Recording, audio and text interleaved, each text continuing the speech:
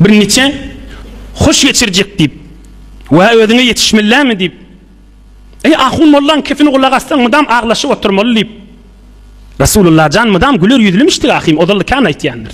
Resulullah aleyhisselam mıdam güler yüzlümiş. Güler yüzlü ol Resulullah aleyhisselam yani sünnet eda ettiğin olur. Resulullah can fakat vaaz nasihat berenne mübarek gözleri kadar yanmış. Başka vakit mıdam güler yüzlümiştir. Daimet tebessümmiştir.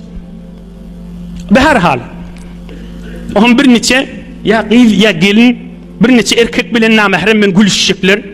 Ya öldür bir ecara ya rehn öyleri var. Şuna üyüşükler, patakları var, üyüşükler. Hamanı hoş geçiriyenmiştikler. Geçen hafta gururun geçendir. Hamanı şunun akşamda bar bağmıştık şolar diye illa. Gece 2 açılı, 3 açılı, bar dangat yanca. Emme dangatanda şoları pıtırar. Pıtırım hada şu taada yatıp kalırlar. Emme şu yatan vaktlarına Allah'ın zikri bilen yatarlar mı? Yok. Müslüman olsa öd Hudaydan utanıp bilmenşik bulup yatar. Ohum erti turanna nur bilen, hoşluk bilen, keyip bollaha deyip turar mı? Hiç turmaz. Gece dişinne, günniydi huşunna her lehze üstüne bırdat daracak yağlıdır. Ohum turanna in efsörde ol yer. Birinin yanında olsalara yalandan gülüşmeli, yalandan gavullarını hoş etmeli. Köplerçi de inni birinin yanında bolmayalı. Gece onun ilmeger baham olup bolyamı. İnni başka olurlarda inni dargıp dünya karanqırıp başlaya. Nemetçeklerini bilmeyeni. Aya Allah'ın azamatına yıkılsan mıqam? Aya men inni dehret kılıp şu tavba estem mıqam? Ya yine basımrak barıp şu tak hoşluğa ödümü giydireyim may? Ya da kursa aram bak şatıp akşam gelyense yine yatayın may? Ya başka bir işleri edeyim mi? Şun içinin şu birceğinin gürrün ha. Ey cevan oğlallah. Şu birce giyeceğin gürrünün şu mahal aydılıp duha. Bir hafta 2 hafta da geçen olsa kursa karanlıktan dolu ve arzusu, fikri, niyeti kaş birceğin bir sade olup yaşasam da. İmma şu kefi hiç vakit hiç kimin yanına aytmayar da. Ya bir gün tövbe et ya da ölüp diye. Yoksa şun yüreğinin eteğini geçen hafta da aydanların. Men Allah'ın azamatı bilen and içen şun yüreğine bağda şu günahlardan savuluşup acıp rahat yaşa. Hatta fakir adam çörük bilen su içip yatıptır keyif edip danat diyençe. Şunun kıyal yaşasam da deyip yüreğine bağda. Onun neyme deyip aytmayar on delilini aytıp vereyim. Ey besa kuffarra sevdayı din, bendeşan namusu kibru anı in, ah bende pinhanlik az ahen beter, bende ahen ra kunet pare teber, bende ahen ra tevan kerden cuda, bende gaybi ra nedanet kesteba. Neyme deyip aytmaya diysene, aysta boydoşları şun içinde oturuşalı gülüşerli mukadiyada. Ey besa kuffarra sevdayı din, hatta şu kafir de olsa, Huday olacak mı diyen ne olsa, şu öyüne gelenine, minne Müslüman olayım diye da şu.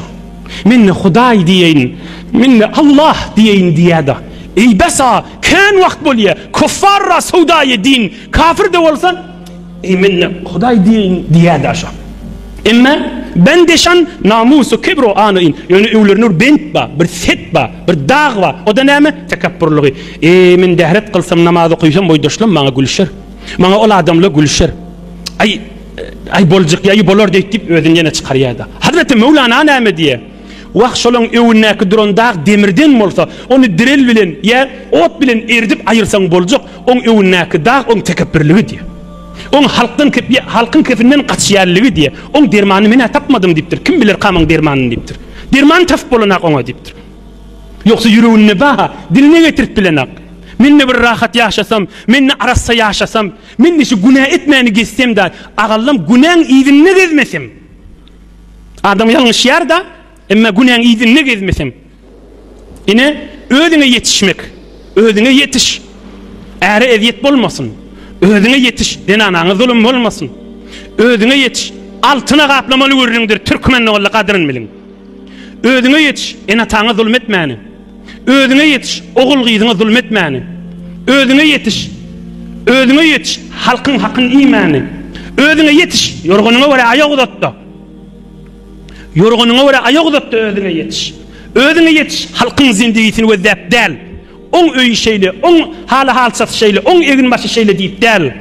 Özüne yetiş evin başında da Hudayın icazı veriyen pormasına. Evin baştan çıkma özüne yetişecek deyip. Özüne yetiş, israf etme.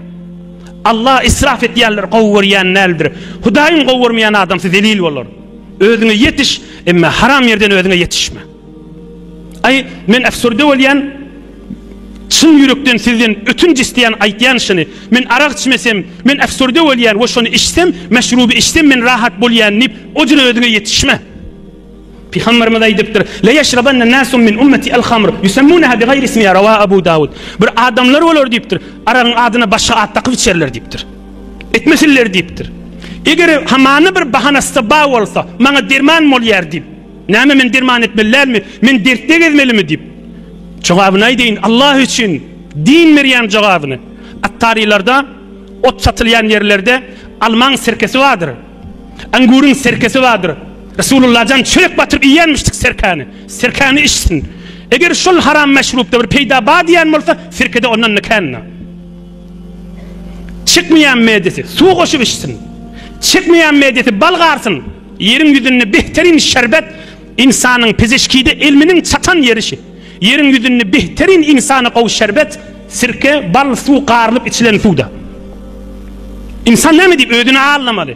Ay bana düktörü büyürdü. Düktör veriyor. Allah buyuruyor etme diye. Din ay diyer. Din ay diye sirkeden işte. Ne mi deyip halal yerden. Hazreti Ömer radıyallahu anh aydıptır. Ey insanlar deyiptir. Huday bir zadi etmen deyse öyle kuvvet verecektir deyiptir. Bir zadi edin deyse de kuvvet verecektir deyiptir. Derman koyuptur Allah Teala. Yok men içmeten bolmaya sirke içsin. Alman kıyın içsin, angurun kıyın içsin. Su koşup içsin, bal koşup içsin. Resulullah canın sünneti olur. Ni'mel idam el halliyanmıştık Peygamberimiz. Çörek batırıp, sirkan çöreğe batırımda ne kadar takımlı bolýar diýenmiş. Bir gün bir öýe baranda, ya Resulullah öýde zat yok, sirke bilen çörek bar diýipdir. Ni'mel idam el hall diýipdir. Oý ajab çörek kurş bolýar diýipdir. Bu gurrun men inşallah giýinmek wagt giýerin. Ýöne adam öýdün allamany arasy geçse, niyeti päli salym bolsa, Hudaýyň nurunyň eteginde ýaşar iki dünýesi awat bolar. Allah hem mäňde şolardan essin.